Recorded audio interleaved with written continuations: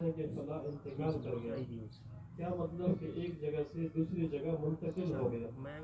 انسان کی ابتدا تو ہے کہ انسان پیدا ہوتا ہے، لیکن اس انسان کی انتہا نہیں ہے۔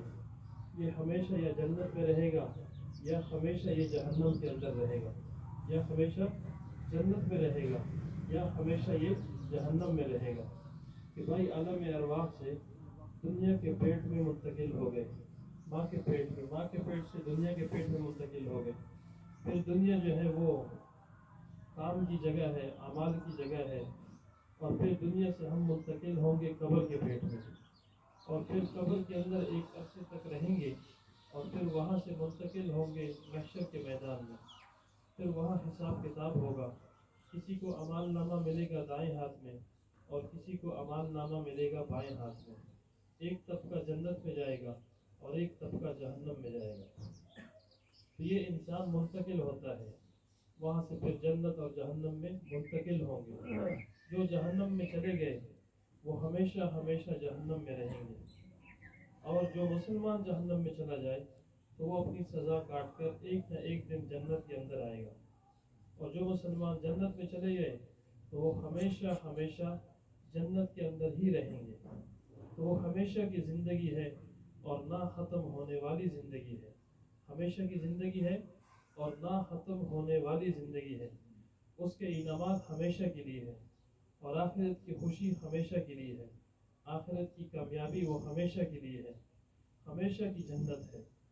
فرمایا جب جس آدمی کی زندگی دنیا کے اندر غفلت میں گزرتی ہے، جس آدمی کی زندگی دنیا میں غفلت میں گزرتی ہے، کہ نہ اس کے کانوں کی حفاظت ہے، نہ آنکھوں کی حفاظت ہے، نہ دماغ سوچ کی حفاظت ہے، نہ زبان کی حفاظت ہے، اس کے ہاتھ پیر غلط استعمال ہو رہے ہیں، کمائی کے لائن میں وہ غلط طریقے سے کماتا ہے، کمائی کے لائن میں غلط طریقے سے وہ کماتا ہے، اور خرچ کرنے کے لائن میں وہ غلط طریقے سے خرچ کرتا ہے، یعنی اس کی زندگی اللہ رب العزت کے خلاف گزر رہی ہے، اللہ کے احکامات کے خلاف گزر رہی ہے، اپنی من چاہی اس کی زندگی ہے۔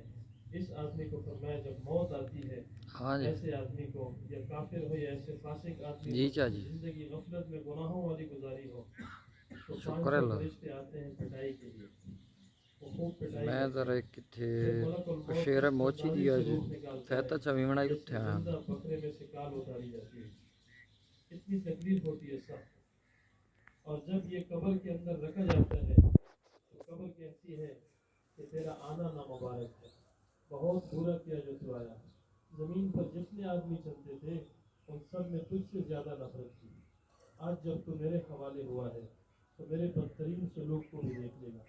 اس کے بعد فرمائے قبر اس کو اس طرح سے دباتی ہے کہ یہ پسلیاں آپس میں ایک دوسرے میں گھس جاتی ہیں۔ یہ حضور صلی اللہ علیہ وسلم نے اس طرح اشارہ کر کے بتایا کہ یہ پسلیاں آپس میں ایک دوسرے میں گھس جاتی ہیں۔ 70 اژدہے اس پر مسلط ہو جاتے ہیں، اگر ایک بھی زمین پر پھنکار مارے تو قیامت تک زمین پر گھاس باقی نہ رہے، قیامت تک زمین پر گھاس باقی نہ رہے، اور قبر کے اندر آگ جلا دی جاتی ہے۔ ایک سانپ اس کے اوپر مسلط ہوتا ہے جس کی آنکھیں آگ کی ہوتی ہے، حدیث میں آتا ہے اس کی آواز بجلی کی کڑک کی طرح ہوتی ہے، اور اس کے ناخن ہوتے لمبے لمبے، یہاں ناخن نہیں وہاں ہوں گے۔ فرمایا کہ ایک دن مسلسل آپ چلو گے تو اس کے آخر تک پہنچو گے، اور وہ یہ سانپ یہ کہتا ہے کہ مجھے میرے رب نے تجھ پر مسلط کیا ہے کہ صبح کی نماز ضائع کرنے کی وجہ سے طلوع آفتاب تک مارے جاؤں گا، اور ظہر کی نماز ضائع کرنے کی وجہ سے عصر تک مارے جاؤں گا، اور عصر کی نماز ضائع کرنے کی وجہ سے مغرب تک، اور مغرب کی وجہ سے عشاء تک، اور عشاء کی نماز ضائع کرنے کی وجہ سے فجر تک مارے جاؤں گا۔ تو یہ اس کی سزا ہے، یہ اس کی سزا ہے کہ جو بندہ نماز میں سستی کرتا ہے یہ اس کی سزا ہے۔ تو جو بندہ پوری شریعت کے اوپر زندگی نہیں گزارتا تو اس کی کیا کیا سزا ہوگی۔ آج دنیا کے اندر جو میں اور آپ پریشان ہیں نا، اس کی واحد وجہ یہی ہے کہ ہم نے اللہ کے دین کو چھوڑ دیا، ہم نے اللہ کے دین کو چھوڑ دیا۔ دین کو چھوڑنے سے کیا مراد کہ بھائی کیا مجھے نہیں پتا کہ نماز پڑھنی ہے؟ پتہ تو سب کو ہے کہ 5 وقت نماز فرض ہے، پتہ تو ہے کہ ماں باپ کی خدمت کریں گے تو اس کا یہ اجر ہے، پتہ تو ہے کہ بھائی روزہ فرض ہے، لیکن بھائی بتاؤ کہ کان کی دوا کان میں جائے گی تب فائدہ ہوگا نا. یہ خالی آپ نے دوا باہر رکھی، آپ دیکھ رہے ہیں کہ یہ دوائی کان کی ہے، اس سے کوئی فائدہ ہوگا؟ کان کی دوا کان میں جائے گی تو فائدہ ہوگا، آنکھ کی دوا آنکھ میں جائے گی تو فائدہ ہوگا. اسی طرح سزا اور جزا جو ہے وہ عمل کے اوپر ہے. سزا اور جزا یہ عمل کے اوپر ہے کہ قیامت والے دن جو ہے نا اللہ رب العزت سزا دیں گے یا جزا دیں گے، جو بھی یعنی اللہ رب العزت دیں گے وہ اعمال کے اوپر ہوگا. کہ دنیا کے اندر جتنے آپ نے اعمال کیے ہیں، وَمَن يَعْمَلْ مِثْقَالَ ذَرَّةٍ خَيْرًا يَرَهُ وَمَن يَعْمَلْ مِثْقَالَ ذَرَّةٍ شَرًّا يَرَهُ.